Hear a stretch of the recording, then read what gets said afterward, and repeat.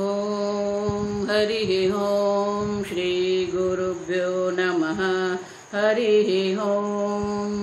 ओम शन्नो मित्र शं वरुणः शन्नो भवत्वर्यमा शन्न इन्द्रो बृहस्पतिः शन्नो विष्णुरुक्रमः। नमो ब्रह्मणे नमस्ते वायो त्वमेव प्रत्यक्षं ब्रह्मासि त्वमेव प्रत्यक्षं ब्रह्म वदिष्यामि ऋतं वदिष्यामि सत्यं वदिष्यामि तन्मामवतु तद्वक्तारमवतु अवतु माम् अवतु वक्तारम्। ओम शांति शांति शांतिः। ओम सहनाववतु सहनौ भुनक्तु सह वीर्यं करवावहै तेजस्विनावधीतमस्तु मा विद्विषावहै। ओम शांति शांति शांतिः। सदाशिवसमारम्भां शङ्कराचार्यमध्यमाम् अस्मदाचार्यपर्यन्तां वन्दे गुरुपरम्परां। श्रुतिस्मृतिपुराणानाम् आलयं करुणालयं नमामि भगवत्पादं शङ्करं लोकशङ्करं शङ्करं शङ्कराचार्यं केशवं बादरायणं सूत्रभाष्यकृतौ वन्दे भगवन्तौ पुनः पुनः। ईश्वरो गुरुरात्मेति मूर्तिभेदविभागिने व्योमवद्व्याप्तदेहाय दक्षिणामूर्तये नमः। निधये सर्वविद्यानां विशदे भवरोगिणां गुरवे सर्वलोकानां दक्षिणामूर्तये नमः। ओम नमः प्रणवार्थाय शुद्धज्ञानैकमूर्तये निर्मलाय प्रशान्ताय दक्षिणामूर्तये नमः। ओम नमः श्री शंकरानंद गुरुपादाम्बुजन्मने सविलास महामोह ग्राह ग्रासैक कर्मणे।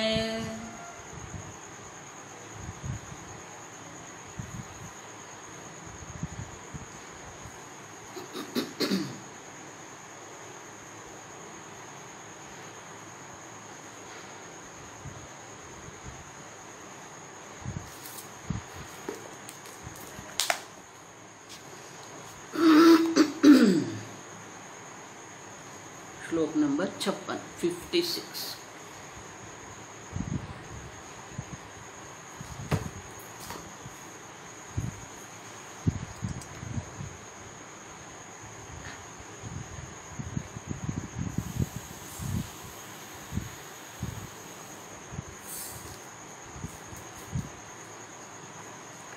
वृत्ते साक्षीतया वृत्ति प्रागभावस्य च स्थितः।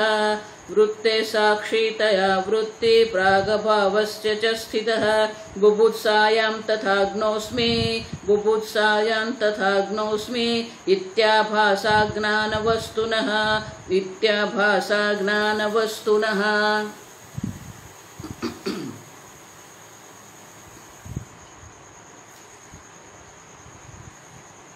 वाती तीर्थ मुनि ये श्लोक में 3 बात दर्शाते हैं। कल हमने देखा ये श्लोक। वृत्तेः साक्षितया कूटस्थः। जो कूटस्थ आत्मा जो है वो वृत्ति का साक्षी है। आप देखो वृत्ति साक्षितया साक्षी के रूप में आप देखो। वृत्ति प्रागभावस्य च स्थितः। आप देखो वृत्ति के अभाव के पहले भी वो है। आप समझो वृत्ति के अभाव का भी वो साक्षी है। वृत्ति की उत्पत्ति होने के बाद वृत्ति का जो उदय हुआ वो वृत्ति का भी वो साक्षी है। अब देखो दोनों है। वृत्ति के भाव और वृत्ति के अभाव दोनों का साक्षी वो कूटस्थ चैतन्य है। उतना ही नहीं, बुभुत्सायाम च, बुभुत्साया जिज्ञासा जब होती है तो जिज्ञासा जो है वो भी क्या है, आप देखो, आत्मा के स्वरूप की जो इच्छा है, तो उसमें भी जो है वो इच्छा जो है, वो इच्छा में भी क्या है, बुभुत्सा माने कि जिज्ञासा के काल में भी वो कूटस्थ चैतन्य तो है, क्योंकि वो जो ज्ञान की जो इच्छा है, ज्ञान की इच्छा का अधिष्ठान भी वो साक्षी चैतन्य कूटस्थ है। अग्नोस तथा अग्नोस्मि और मैं अज्ञानी हूं, ये जो वृत्ति है उनका भी आप साक्षी चैतन्य है। अब वृत्ति के भाव अभाव का भी कूटस्थ जो है वो साक्षी चैतन्य है। जिज्ञासा काल में भी वो आप चैतन्य स्वरूप कूटस्थ है। और मैं अज्ञानी हूं, अज्ञानी अग्नः अस्मीति आभास, आप देखो, तो वो जो है उसमें भी आप तो कूटस्थ चैतन्य है। और इसीलिए ये सूत कल मैंने कहा कि ये सूत संहिता में कहा है, तो बोले कि वो जो साक्षीपना, साक्षीतया, साक्षी के रूप में जो चैतन्य जो कूटस्थ है उसी को शिव कहते हैं। ये सूत संहिता है, आप समझो। तो वो जो कूटस्थ चैतन्य है वो शिव है। आगे हम देखेंगे, चिन्मात्रो हम साक्षी सदा शिव है। तो सबका जो साक्षी जो है, बाहर की बात नहीं कर रहे, आपके मन में भी वृत्ति का भाव अभाव है, तब भी आप कूटस्थ चैतन्य है। जिज्ञासा काल में भी आप कूटस्थ चैतन्य है। समझे? इसलिए पूज्य स्वामी जी हमेशा कहते थे कि ध्यान आपको करना है, लेकिन जिसका ध्यान करना है वो तो आप स्वयं है। अब देखो, जिज्ञासा जिसको जानना है वो जानना है जिसको, वो तो आप स्वयं है। Sikar himself is a sort, आप समझो। तो जिसकी जिज्ञासा हुई है वो भी तो आप है, लेकिन वो जिज्ञासा काल में भी जिज्ञासा का जो अधिष्ठान चैतन्य जो है वो तो साक्षी कूटस्थ आप है। और मैं अज्ञानी हूं, ये जो है उनकी वो वृत्ति के भी साक्षी आप है। आप समझो ये ठीक से। तीनों रूप से अगर हम देखते हैं तो आप साक्षी चैतन्य है, कूटस्थ है, वो शिव है। और इसलिए आगे के श्लोक में कहते हैं, इनका अर्थ क्या हुआ, आप देखो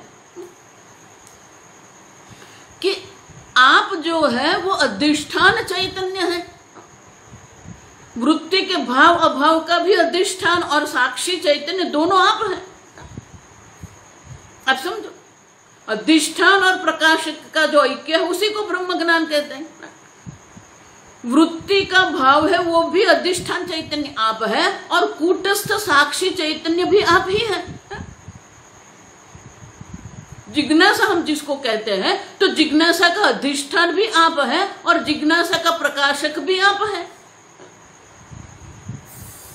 मैं अज्ञानी हूं, ये जो कहते हैं,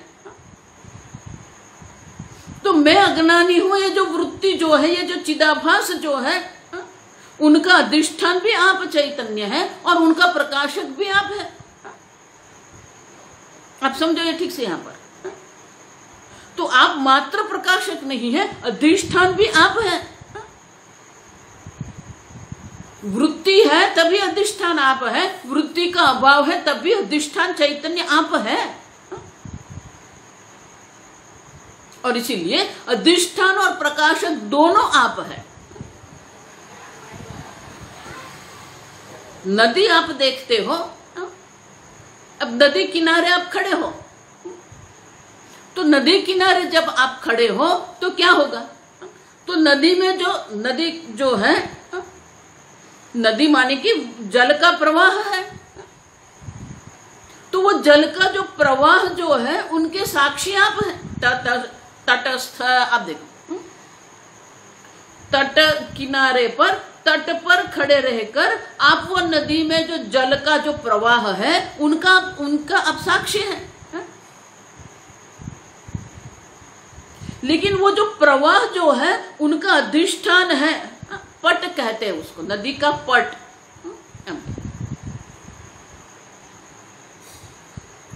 तो दो अलग है। नदी में जो जल जो है, वो जल के जो प्रवाह जो है, वो प्रवाह का अधिष्ठान वो पट है, रेत है, और साक्षी आप है।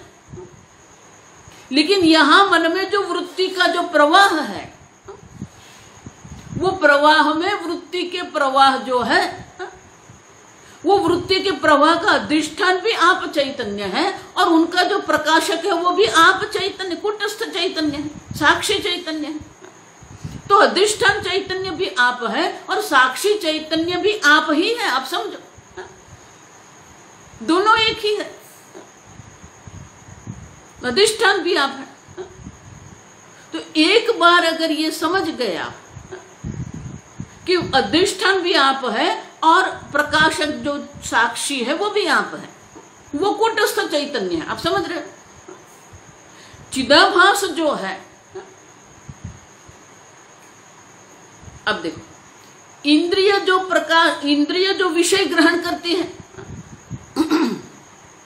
तो इंद्रिय चैतन्य जो है, तो चक्षु के द्वारा जो इंद्रिय चैतन्य जो चक्षु है, चक्षुरेंद्रिय है, चक्षुरेंद्रिय के द्वारा जो चिदाभास मानी प्रतिबिंबित चैतन्य जो है वो रूप विषय को ग्रहण करेंगे। श्रोत्रेंद्रिय के द्वारा जो प्रतिबिंबित चैतन्य है वो शब्द को ग्रहण करेंगे, शब्द को प्रकाशित करेंगे।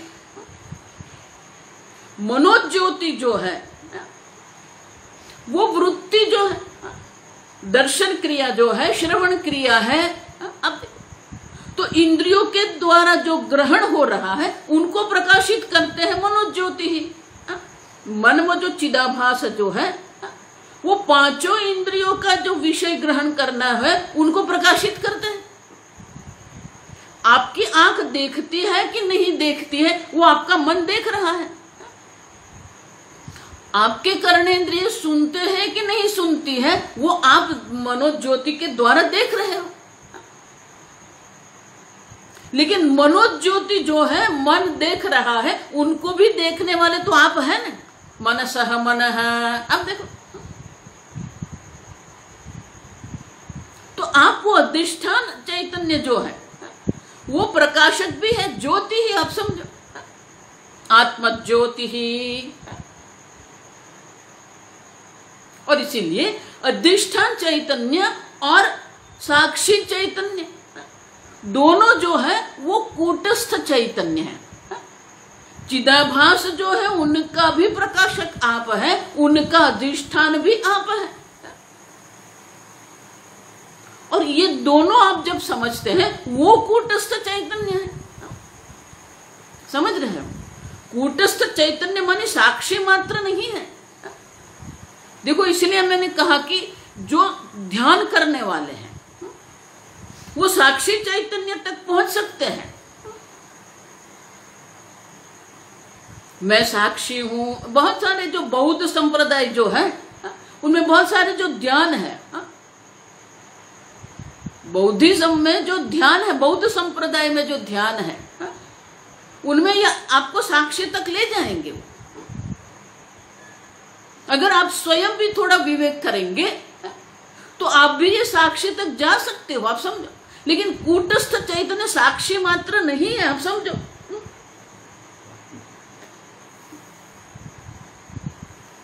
अधिष्ठान भी तो आप है ना। वृत्ति का अधिष्ठान जो है वो भी आप है। इसीलिए ध्यान के द्वारा आप साक्षी तक पहुंच सकते हैं। लेकिन ये अधिष्ठान तया, आप देखो, तो अधिष्ठान तया, अधिष्ठान के रूप में जो है साक्षी तया आप समझ सकते हो, और साक्षी असंग है वो भी आप समझ सकते हो। लेकिन वो जो साक्षी चैतन्य जो है, जो कूटस्थ है, अधिष्ठानतया, वो अधिष्ठान भी है, आप समझो। तो मन को सत्ता प्रदान करने वाले अधिष्ठान चैतन्य भी आप हैं, और मन को प्रकाशित करने वाले साक्षी चैतन्य भी आप हैं, और उनको हम कूटस्थ कहते हैं, आप समझ गए। तो वो जो कूटस्थ चैतन्य है, तो वो कूटस्थ चैतन्य का स्वरूप क्या है? शिव स्थित है, आप देखो। तो सूत संहिता में कहते हैं कि वो जो शिव जो है, जो अधिष्ठान साक्षी चैतन्य है, जो कूटस्थ चैतन्य है, उनका स्वरूप क्या है? तो आगे के 2 श्लोक में वो समझाते हैं। पहले श्लोक पढ़ेंगे। असत्यालंबनत्वेन सत्यः सर्वजडस्य तु साधकत्वेन चिद्रूपः सदा प्रेमास्पदत्वतः आनंदरूप सर्वार्थ साधकत्वेन हेतुना सर्वसंबंधवत्वेन संपूर्ण शिवसंज्ञितः। अब देखो, ये अनुष्टुप छंद है, 4 पाद होते हैं, 8 के 4 होते हैं। तो यहां जो है पाद से अगर हम देखेंगे तो उनका भंग नहीं रहेगा। असत्यालंबत्वेन सत्य है, एक वाक्य। अब ठीक से देखो, 4 वाक्य है यहां। असत्य आलंबनत्वेन सत्य है, एक। दूसरा, सर्व जड़स्य तु साधकत्वेन चिद्रूपः, ये दूसरा वाक्य है। सर्व जड़स्य साधकत्वेन चिद्रूपः, एक। दूसरा है सदा प्रेमास्पदत्वतः आनंदरूपः, दूसरे श्लोक में जाना पड़ेगा। ये तीसरा वाक्य है। सर्वार्थ साधकत्वेन हेतुना सर्वसंबंधवत्वेन संपूर्णः, ये चौथा वाक्य है। शिव संज्ञितः, इसको हम शिव कहते हैं, आत्मा कहते हैं। तो ये 4 स्वरूप है। असत्य आलंबनत्वेन सत्य है, असत्य जो विकारी है, जो परिवर्तनशील है, संपूर्ण असत्य जगत जो है, उनका आलंबन, उनका अधिष्ठान जो है, वो सत्य आत्मा है। क्या देखो, जो आलंबन माने अधिष्ठान, संपूर्ण जो ये असत विकारी जगत जो है, उनका अधिष्ठान जो है, वो सत्य आत्मा आप है।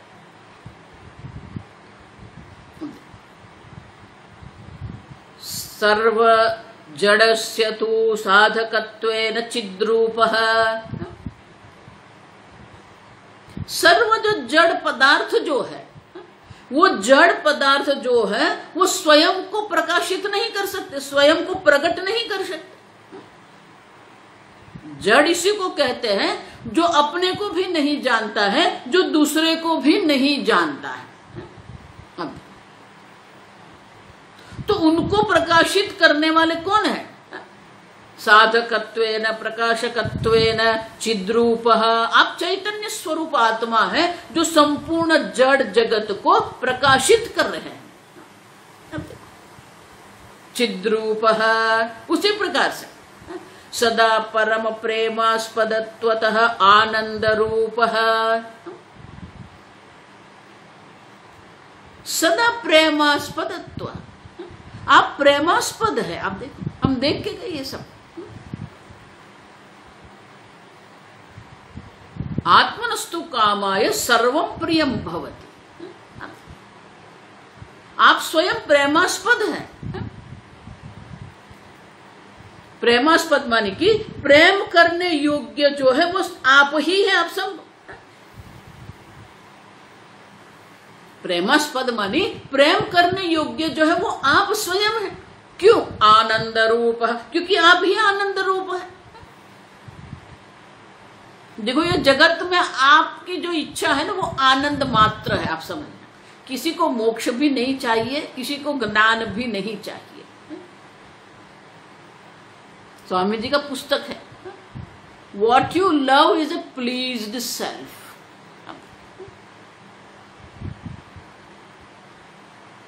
मैं आनंद में हूं कि नहीं, मैं सुखी हूं कि नहीं। आप देखो, दुखस्य आत्यंतिक निवृत्ति ही सुखस्य अवाप्ति ही। आप देखो, प्रत्येक मनुष्य की ये इच्छा है, किसी भी प्रकार से मेरे जीवन में कोई दुख न हो, प्रतिकूलता न हो, शोक न हो।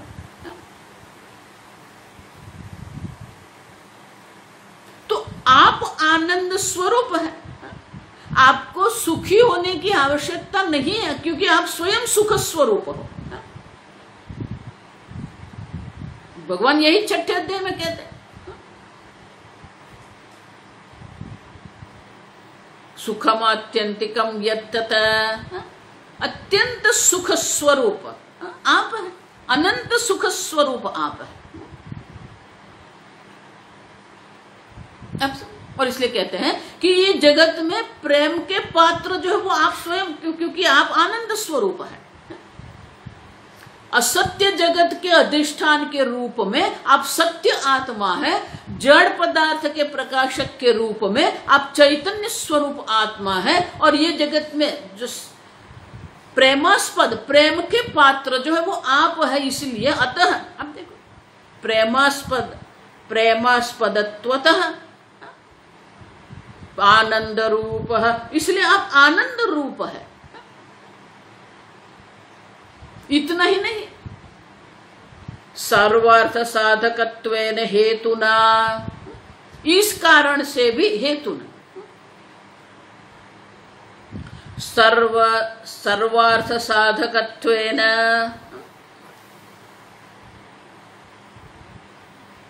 सर्व का अधिष्ठान भी आप है और सर्वार्थ साधकत्व, आपको जो अर्थ मानी कि आपकी जो इच्छा है, आप जो प्राप्त करने की इच्छा है आपको, और सर्व संबंधवत्वेन, आप वो चैतन्य है, आप वो सत स्वरूप है, आप वो चित स्वरूप है, आप वो आनंद स्वरूप है जो सर्व की इच्छा है और सर्व के साथ संबंधित है। आप देखो,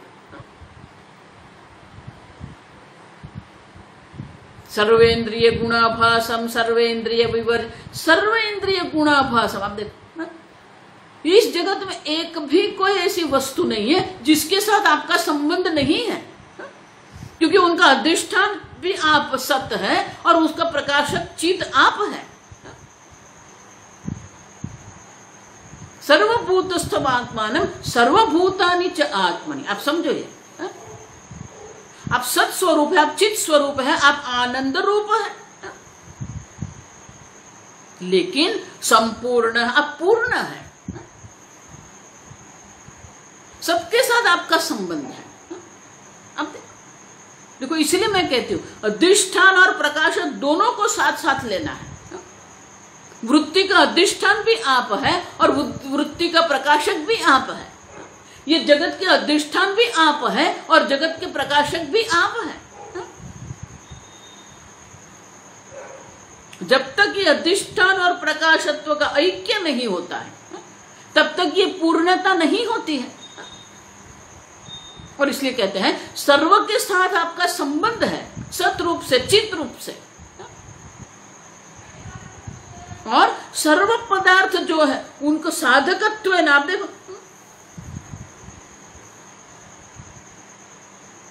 उनके जो प्रकाशक है, सर्व वस्तु जो है वो साधकत्व है ना। आप देखो, ये सर्व वस्तु जो है वो भी क्या है? सर्वभूतस्थम आत्मा, सर्व आप ही है।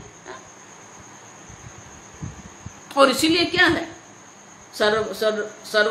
सर्वार्थ साधकत्वेन सर्वसंबद्धवत्वेन हेतुना संपूर्ण, इस कारण से, हेतुना, इस कारण से आप संपूर्ण पूर्ण है।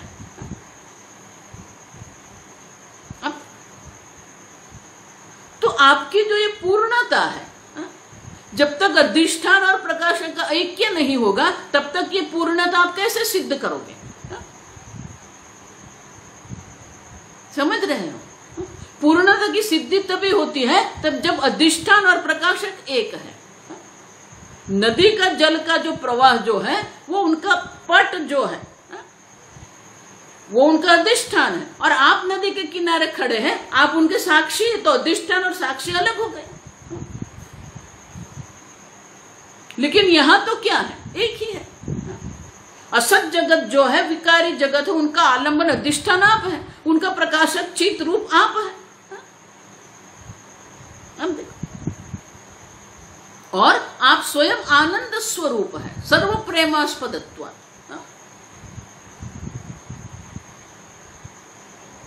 और सबके साथ आपका संबंध है, मानिए आप पूर्ण है, कोई अपूर्णता नहीं है। आप समझो ये ठीक से, ये आपका स्वरूप है। आपको पूर्ण बनना नहीं है, आपको सच्चिदानंद बनना नहीं है, आपको ब्रह्म बनना नहीं है। आप स्वयं पूर्ण सच्चिदानंद ब्रह्म स्वरूप है, क्योंकि संपूर्ण जगत का अधिष्ठान आप है। माने कि ये संपूर्ण जगत को अस्तित्व प्रदान करने वाले आप हैं। लेकिन आप ये समझ रहे हैं कि ये जगत के कारण मेरा अस्तित्व है, मेरी पत्नी है तो मैं हूं, मेरा घर है तो मैं हूं, धन है तो मैं हूं, ये सत्ता है तो मैं। अब देखो, आपने आपके अस्तित्व को कहां रख दिया है? आपने आपके प्रेमास्पद स्वरूप जो आनंद रूप जो आपने कहां रख दिया है? आप सुख कहां देख रहे हो? अब स्वयं आनंद स्वरूप है।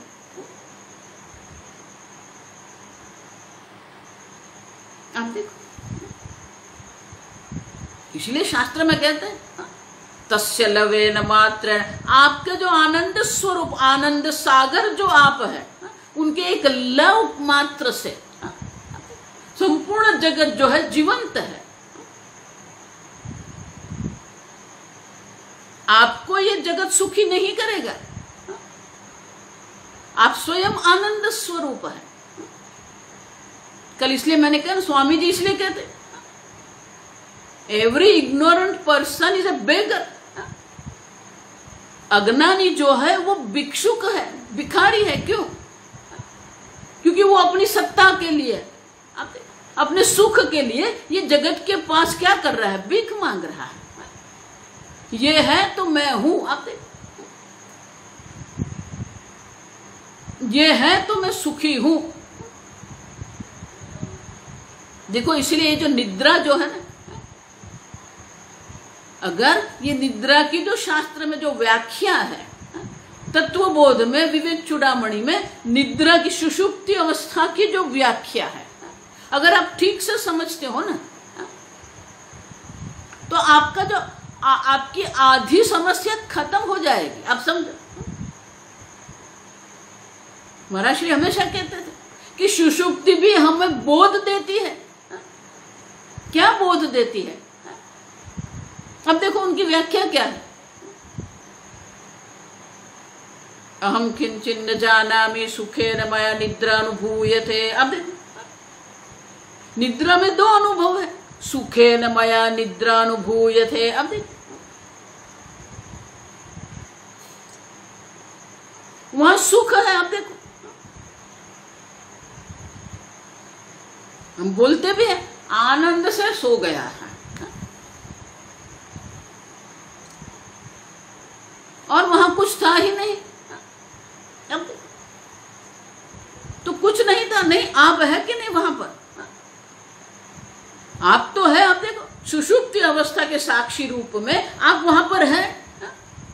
अहम किंचन न जानामि, मैं कुछ भी नहीं जानता हूं, वो तो आप जानते हो ना, समझ रहे हो। और सुखेन मया निद्रा अनुभूयते, आनंद से सो रहा था मैं। तो आनंद के लिए आपको किसी की भी आवश्यकता नहीं। अगर सुषुप्ति को आप ठीक से समझते हो तो आपके मन में वैराग्य हो जाएगा कि ये जगत की आवश्यकता नहीं है मुझे आनंद के लिए।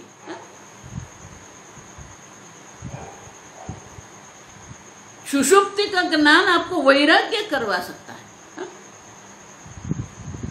वहां कुछ भी नहीं था, फिर भी आप सुख का अनुभव करते थे वहां पर, और आप तो थे वहां पर। तो ये दो बात ही नहीं, तीसरी बात भी है। आप देखो कि वहां कुछ नहीं था और आप आनंद से सो रहे थे, तो आनंद था, सुख था, सुख की अनुभूति थी निद्रा में, और आप थे वहां पर। तो इनका अर्थ क्या हुआ? आप स्वयं सुख स्वरूप है, क्योंकि और तो कुछ था नहीं। तो सुख की जो अनुभूति हुई वो आपकी स्वयं की अनुभूति है, आप समझो, आनंद रूप है।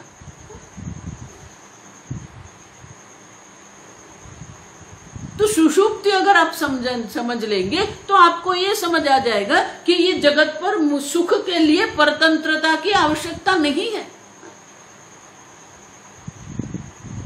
अब मैं सत्स्वरूप हूं, सत्य या असत जगत का आलंबन अधिष्ठान में सत्स्वरूप हूं, मानी मेरे अस्तित्व के लिए मुझे ये जगत की परतंत्रता की आवश्यकता नहीं है। ये संपूर्ण जड़ जगत को मैं प्रकाशित कर रहा हूं, मैं चैतन्य स्वरूप हूं, स्वतः सिद्ध हूं मैं। मेरे अस्तित्व को सिद्ध करने के लिए मुझे ये जगत की आवश्यकता नहीं है। देह कहते हैं, मन कहते हैं, बुद्धि, ज्ञान, सत्ता, सब आप देखो, संपत्ति, प्रसिद्धि, किसी की मुझे आवश्यकता नहीं है। आप स्वयं प्रकाश स्वतः सिद्ध चैतन्य स्वरूप है, और ये जगत के पास सुख की भी आपको अपेक्षा रखने की आवश्यकता नहीं है, क्योंकि आप स्वयं आनंद स्वरूप है। आप समझो, अस्तित्व के लिए, चेतन के लिए और आनंद के लिए ये जगत पर आपको परतंत्र बनने की आवश्यकता नहीं है, आप समझो। और ये संपूर्ण जगत को अधिष्ठान प्रदान कर रहे हैं, संपूर्ण जगत को आप प्रकाशित कर रहे हैं। तो संपूर्ण जगत के साथ आपका संबंध है, मानी कि आप पूर्ण हैं, किसी भी प्रकार की पूर्णता आप में है ही नहीं। आपको पूर्ण बनना नहीं है। ये असत जगत है, मानी क्या है? असतः वावः न विद्यते। आप देखो, भगवान गीता के उपदेशने के आरंभ में ही ये कह दिया भगवान ने, जो असत है उनका कोई अस्तित्व ही नहीं है। जब उनका अस्तित्व नहीं है तो वो आपके शोक का कारण कैसे बन सकता है? आप समझ, वो है ही नहीं। लेकिन जो नहीं है उसको है मान के हम चल रहे हैं, ये तो मोह है। आप देखो, जो नहीं है उसको है मानना, वही तो मोह है, भ्रम है, भ्रांति है।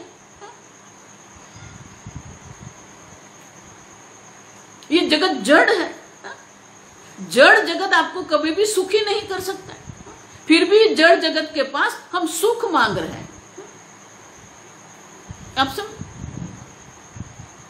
तो सत्स्वरूप आप है, माने कि आपके अस्तित्व के लिए आपके ये जगत पर आधारित बनने की आवश्यकता नहीं है। आप चित स्वरूप है, माने कि आप ये जड़ जगत के प्रकाशक हैं। अब आनंद रूप है, माने कि सुख की भीख मांगने की आवश्यकता आपको नहीं है। आप देखो, सत्ता की दृष्टि से, चित्त की दृष्टि से, आनंद की दृष्टि से आप जगत पर परतंत्र नहीं, आप स्वतंत्र।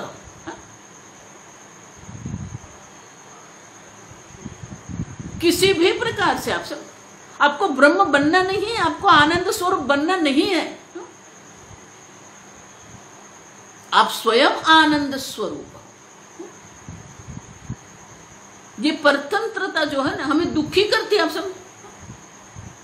इसलिए महाभारत में व्यास जी कहते हैं परतंत्रता जैसा कोई दुख नहीं है और स्वतंत्रता जैसा कोई सुख नहीं है। अब स्वतंत्र है, स्वतसिद्ध स्वप्रकाश चैतन्य है। आपकी सत्ता ये जगत पर आधारित नहीं है, देह पर आधारित नहीं है, आपके ज्ञान पर आधारित नहीं है, आपकी सिद्धि, आपकी संपत्ति। आप समझ, जब तक ये शरीर जो है ना,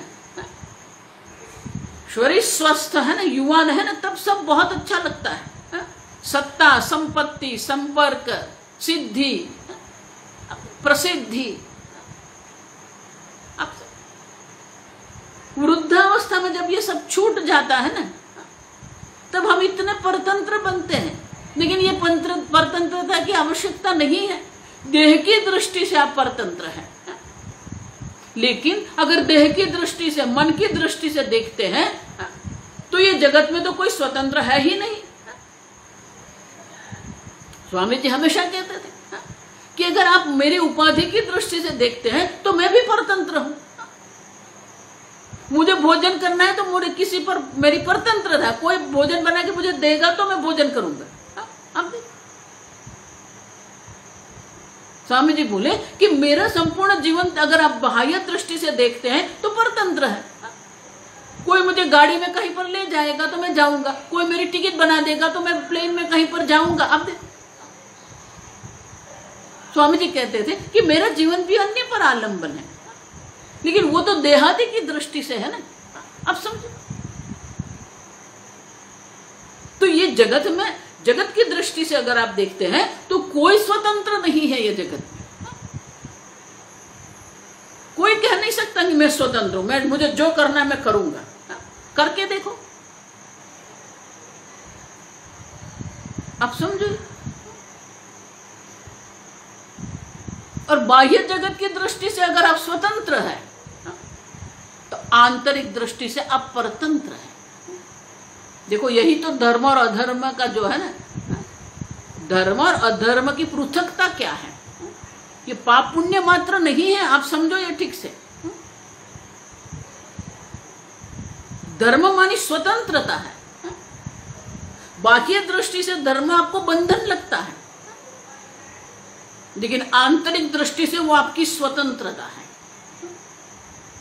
अधर्म जो है, अधर्म आपको लगता है मैं स्वतंत्र हूं, मुझे जो करना है मैं करूं, मुझे जो खाना है मैं खा, मुझे जितने बजे मुझे उठना है मैं उठूं, मुझे जो बोलना है मैं बोल दूं। ये स्वतंत्रता है क्या? बाह्य दृष्टि से स्वतंत्रता, आंतरिक दृष्टि से अपरतंत्र है। ठीक से समझ लो यार।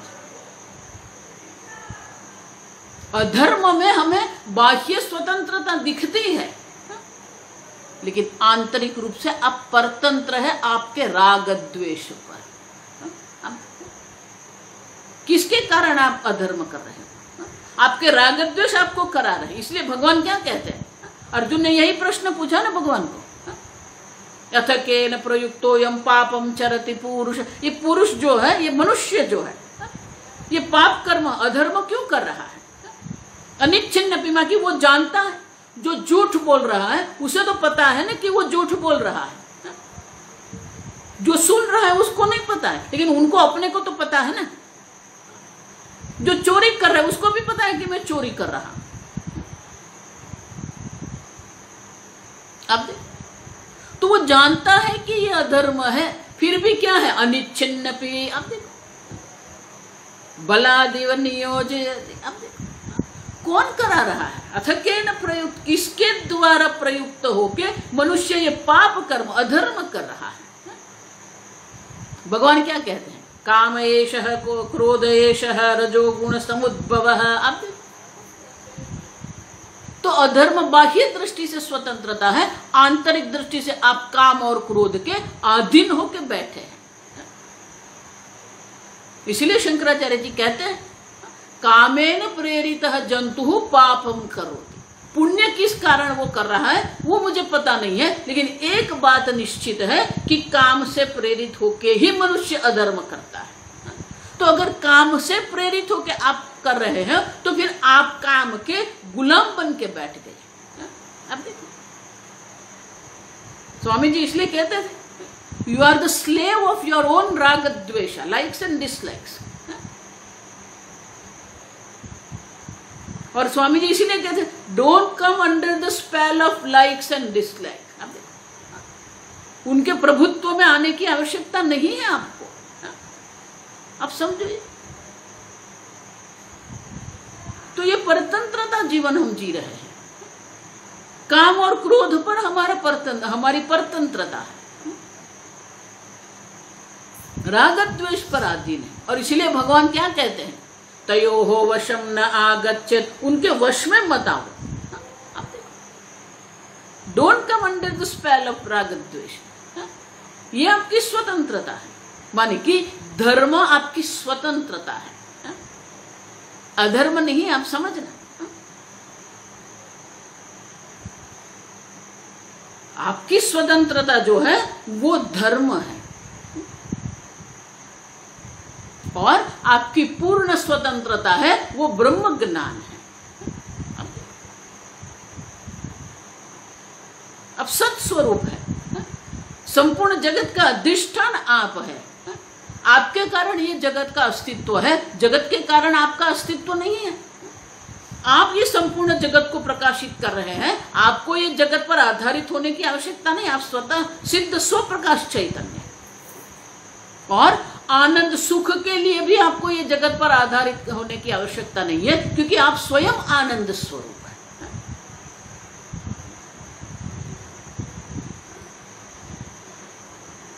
ये संपूर्ण जगत जो आनंदित हो रहा है किसके कारण है? आपके कारण है। और इसलिए कहते हैं आनंद रूप है। इतना ही नहीं, सर्व साधकत्वेन हेतुना सर्व संबंधवत्वेन संपूर्ण अपूर्ण है। You are the whole. पूज्य स्वामी जी का पुस्तक है, यू आर द होल, अपूर्ण है। किसी भी प्रकार की अपूर्णता, देशतः, कालतः, वस्तुतः, परिचिन्नता, मर्यादा, अपूर्णता है ही नहीं। आपको पूर्ण बनना नहीं है, आपको आनंद बनना नहीं, आप है। और इसीलिए ये तर्क के द्वारा सिद्ध करते हैं, संपूर्ण जगत को सत्ता प्रदान करने वाले आप हैं, संपूर्ण जगत के प्रकाशक आप हैं, और संपूर्ण जगत आपके कारण ही आनंदित होता है। और आप में कोई अपूर्णता नहीं है, क्योंकि सर्व को जो सत्ता और स्फूर्ति प्रदान करने वाले आप हैं, तो आप में किसी भी प्रकार की अपूर्णता है ही नहीं। शिव संज्ञितः, उसी को शिव कहते हैं। आप देखो, शिव माने सच्चिदानंद ब्रह्म, और इसलिए आप पूर्ण है, किसी भी प्रकार की अपूर्णता आप में नहीं है। तो जिसको हम कूटस्थ कहते हैं, वो कूटस्थ जो है वो सच्चिद आनंद स्वरूप है, वो कूटस्थ पूर्ण है। अब आप देखो आगे जो मैंने कहा कि ध्यान के द्वारा साक्षी तक आप पहुंच सकते हैं, लेकिन सर्व का अधिष्ठान चैतन्य आप है वो नहीं समझ सकते। इसके लिए आपको वेदांत शास्त्र की आवश्यकता है। आप स्वतः सिद्ध स्वप्रकाश चैतन्य स्वरूप है, जो संपूर्ण जगत का सर्व जड़स्य प्रकाशकत्वेन, आप देखो वो आपको स्वयं में ध्यान से नहीं मिलेगा। आप स्वयं आनंद स्वरूप है, ये ध्यान के द्वारा आपको नहीं मिलेगा। आगे आएगा, ये कूटस्थ दीप है ना, आगे आएगा ध्यान दीप प्रकरण, वहां यही चर्चा है। आप सब कि ये जो कूटस्थ है वो सच्चिदानंद ब्रह्म है, पूर्ण है। ब्रह्म माने पूर्ण है, सर्वव्यापी है। लेकिन ये सूक्ष्मता को पकड़ना पड़ेगा, माने कि जो चिदाभास है, देखो वो दृष्टांत जो है ना वो हमें याद रखना है। ख आदित्य, आरंभ में जो आया ना, गगन में जो आदित्य है उनका जो प्रकाश है वो सर्वव्यापी है। दीवार पर वो जो प्रकाश पड़ता है वो दीवार को भी वो सूर्य नारायण का प्रकाश प्रकाशित करता है। लेकिन अगर दीवार के सामने दर्पण है तो दर्पण में सूर्य प्रतिबिंबित होता है और वो प्रतिबिंबित प्रकाश भी दीवार को प्रकाशित करेगा। तो जहां पर दर्पण का प्रकाश पड़ता है वहां दो है, द्विगुण प्रकाश। हम आप देखो, एक साधारण सूर्य का प्रकाश है और एक बिंब सूर्य का प्रकाश है, दूसरा प्रतिबिंब का भी प्रकाश है। उसी प्रकार से यहां भी क्या है, एक चिदाभास है और दूसरा जो आप कूटस्थ चैतन्य, दो है, द्विगुणम चैतन्यम। आप देखो, लेकिन आप जो है चिदाभास को अहम करके बैठे हैं, तो आपकी जो अहंता जो चिदाभास में है वहां से हटाकर आपको ये कूटस्थ में ले जाना है। तो ये चिदाभास में जो अहंता करके हम बैठे हैं उसको हटा के हम ये सर्व संपूर्ण जगत का अधिष्ठान जो कूटस्थ चैतन्य जो है, संपूर्ण जगत का प्रकाशक जो साक्षी चैतन्य है और संपूर्ण जगत को आनंदित करने वाला जो आप आनंद रूप वो चैतन्य है। अब सब तो चिदाभास से पृथक्त्व आप देखो, आगे देख के गया, चिदाभास से आपको अपने आप को अलग करना पड़ेगा, देखना पड़ेगा कि चिदाभास का अधिष्ठान भी मैं हूं, चिदाभास का प्रकाशक भी मैं हूं। समझ रहे हो? देखो, पहले ही मैं कह के गई कि कूटस्थ द्वीप में बाह्य जगत की दृष्टि से कुछ भी नहीं है, आपके मन का विश्लेषण कर रहे हैं, आपके अनुभव का विश्लेषण कर रहे हैं और आपको दर्शाते हैं कि आप सच्चित आनंद स्वरूप है।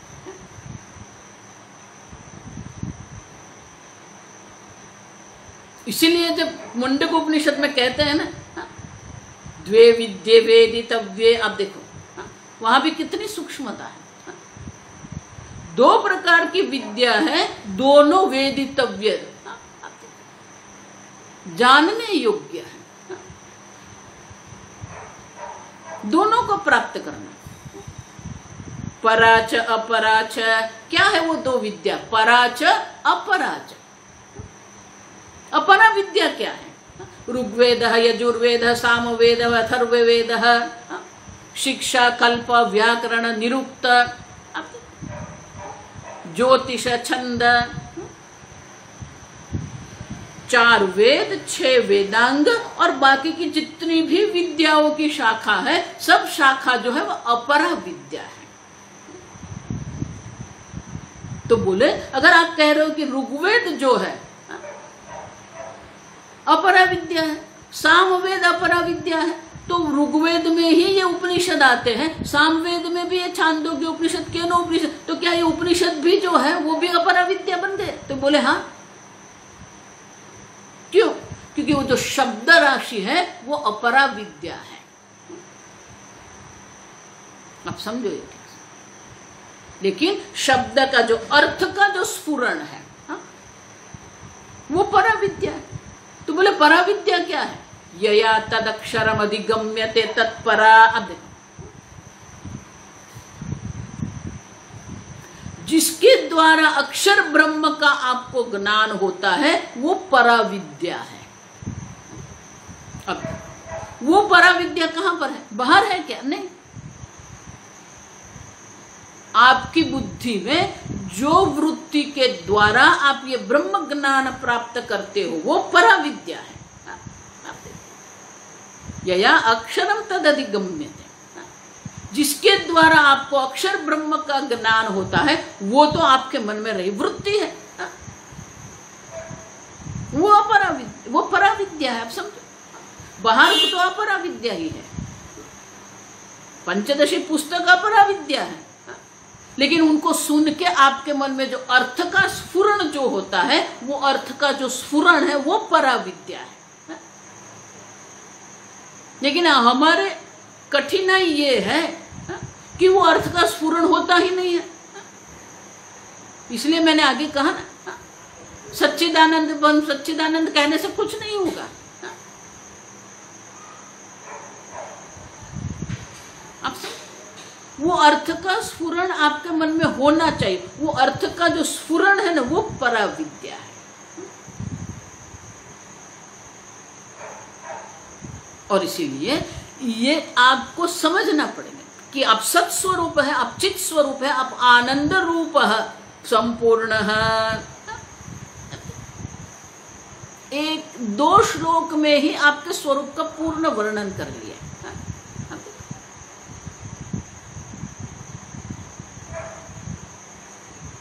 लेकिन ये जो है वो निश्चय किसका होना चाहिए? विनिश्चित। आगे देखिए, वो निश्चय आपको करना है। आप सत स्वरूप है, आप चित स्वरूप है, आप आनंद रूप, चिद रूप, आनंद रूप, संपूर्ण। तो जब अर्थ का स्फुरण होता है तब ये मन में निश्चय आता है कि मैं सच्चिदानंद ब्रह्म पूर्ण हूं। इसी को पढ़ने से कुछ नहीं होगा। पढ़ के देखो आप, पढ़ने से क्या होगा? आप जब पढ़ते हो ना, तो आप जितना जानते हो वो उतना ही जानोगे, उससे अधिक नहीं जान सकते।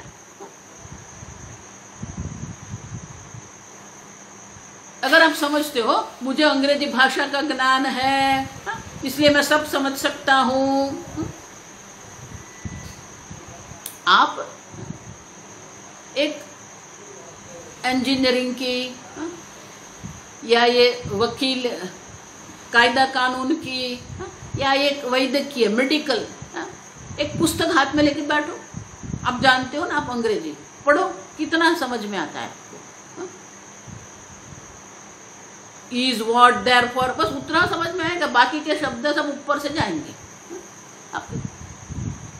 क्यों? क्योंकि हर एक विषय की शाखा में अपने अपने पारिभाषिक शब्द होते हैं, टेक्निकल टर्म्स कहते हैं उसको। कानून के भी अपने अपने टेक्निकल पारिभाषिक शब्द है, मेडिकल के अपने पारिभाषिक शब्द है, इंजीनियरिंग के अपने पारिभाषिक शब्द है। इसलिए अलग अलग प्रकार की डिक्शनरी, मेडिकल डिक्शनरी अलग होती है, इंजीनियरिंग की डिक्शनरी अलग होती है।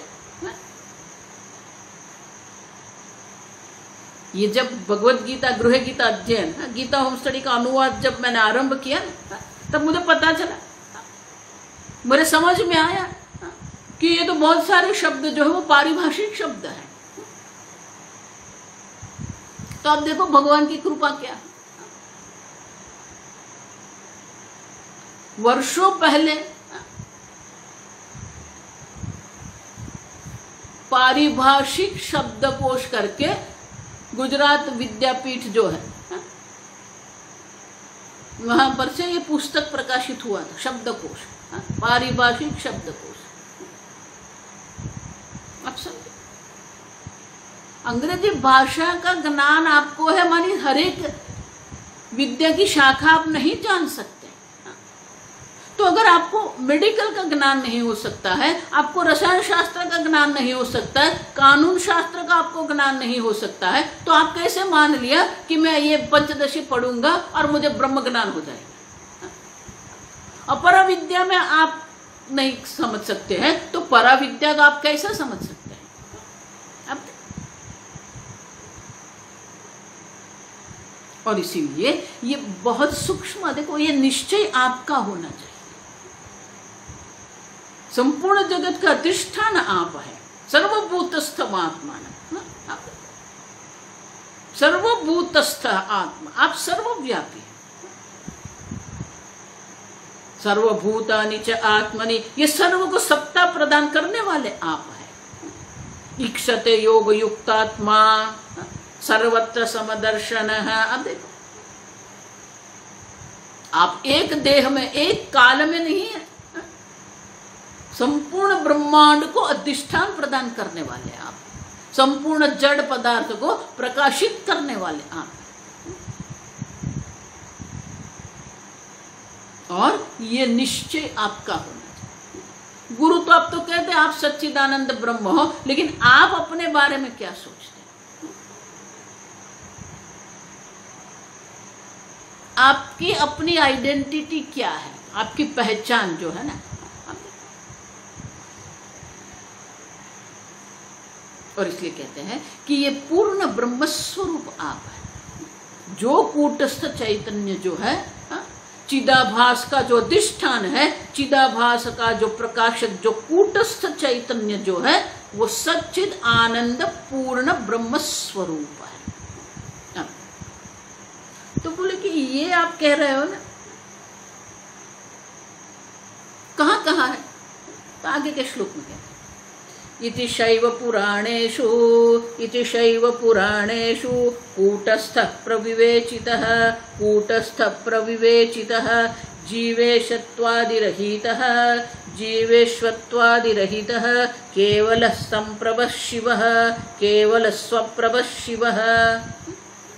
शैव पुराणेषु, सूत संहिता उसको कहते हैं। तो बोले कि सूत संहिता में ये श्लोक है जहां पर ये कूटस्थ का भी विवेक किया है। कूटस्थः प्रविवेचितः। अब देखो, ये जो कूटस्थ चैतन्य है उनका प्रविवेचन माने कि उनका भी विवेक दर्शाया है वहां पर। किस प्रकार से? जीवेश्वत्वादिरहितः, जीव ईश्वर, जीवत्व ईशत्व, आदि माने क्या है? तीन ही है। आप सब ये जगत में तीन ही है, जीव जगत और ईश्वर। स्वामी जी के प्रवचन है, जीव जगत जगदीश। अब देखो, आदि माने जगत, जीवत्व ईशत्व और जगत्व का अगर आप विवेक करते हैं, रहित उनके बिना है, न जीव है, न ईश्वर है, न जगत है, केवल है। आप देखो, सप्रभः, स्वप्रभः माने कि स्वप्रकाश, स्वतः सिद्ध स्वप्रकाश चैतन्य आप है। शिव है, वही शिव है, आप शिव स्वरूप है। स्वप्रभः माने किसी भी प्रकार की कोई परतंत्रता नहीं है। और कहते हैं इस प्रकार से शैव पुराण, भारती तीर्थ मुनि कहते हैं कि भगवत गीता में, उपनिषद में, पुराण में, सूत संहिता में, सर्व स्थान पर, सर्व शास्त्रों में इसी प्रकार से आत्मा का कूटस्थ का निरूपण किया गया है कि ये जो कूटस्थ चिदाभास से भिन्न जो कूटस्थ चैतन्य है वो सच्चिदानंद ब्रह्म पूर्ण है। वहां न जीव है, न ईश्वर है, न जगत है। जीव ईशत्वादिरहित केवल। आप देखो, आप एक अद्वितीय पूर्ण चैतन्य, न जीव है, न जगत है ही नहीं। आप देखो, इसलिए भगवान कहते हैं असतः भावः न विद्या, है ही नहीं। आप सब पहले आप उसको है मानते हो, आप उनका अस्तित्व स्वीकार करते हो, फिर उसी के ऊपर आपकी परतंत्रता है। अब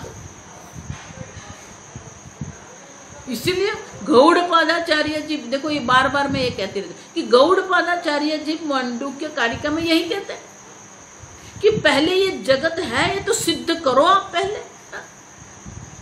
संसारो यदि विद्येत निवर्तयेत न संशयः। पहले ये संसार है, सिद्ध तो करो, फिर हम उनकी निवृत्ति करेंगे। सिद्ध ही नहीं होता है।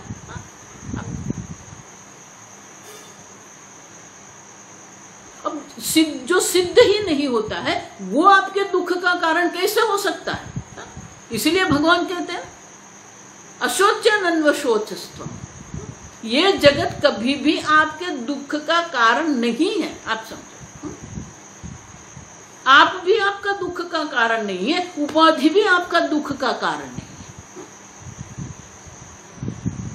आप जो ये भ्रांति करके बैठे हैं ना, चिदाभास में जो अहम बुद्धि करके आप बैठे हैं, और चिदाभास में अहम बुद्धि होने के कारण देहादि में भी आप अहम बुद्धि करके जो बैठे हैं, वो आपका दुख का कारण। हटा दो वहां से बुद्धियां। इतना तो आप कर दो, ना हम देह है। आप देखो आपकी आधी समस्या चली जाएगी। मैं देह नहीं हूं। अब देह आप नहीं है तो जन्म मृत्यु भी आप नहीं है, युवा वृद्ध भी आप नहीं है। आप देखो व्याधि है वो भी शरीर में है। व्याधि आप देखो, व्याधिग्रस्त शरीर के साक्षी कूटस्थ आप है। ये मैं करते रहते हो, इसलिए दुखी होते रहते हो। आप समझो, छोड़ दो, मैं नहीं हूं। और इसलिए कहते हैं रहित है। जीवत्व, ईशत्व, जगत्व, जगदत्व रहित है। अब सबसे रहित केवल है, स्वप्रभ, स्वतः सिद्ध, स्वचैतन्य, सर्वव्यापी, स्वतः सिद्ध, स्वप्रकाश चैतन्य स्वरूप आप है। और इस प्रकार से जब आपका निश्चय होता है, वो पराविद्या है और उसी से आपको मोक्ष की प्राप्ति होती है। आगे हम कल देखेंगे।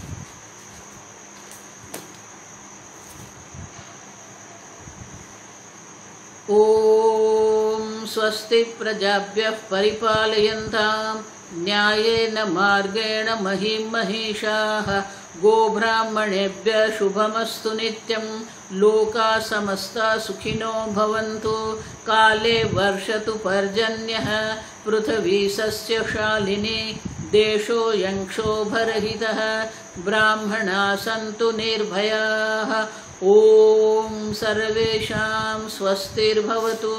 सर्वेषां शान्तिर्भवतु। सर्वेषां पूर्णं भवतु। सर्वेषां मङ्गलं भवतु। सर्वे भवन्तु सुखिनः। सर्वे सन्तु निरामयाः। सर्वे भद्राणि पश्यन्तु। मा कश्चित् दुःखभाग् भवेत्। असतो मा सद्गमय। तमसो मा ज्योतिर्गमय। मृत्योर्मा अमृतंगमय। ओम पूर्णमदः पूर्णमिदं पूर्णात् पूर्णमुदच्यते। पूर्णस्य पूर्णमादाय पूर्णमेवावशिष्यते। ओम शांति शांति शांति। हरिः ओम। श्री गुरुभ्यो नमः। हरिः ओम।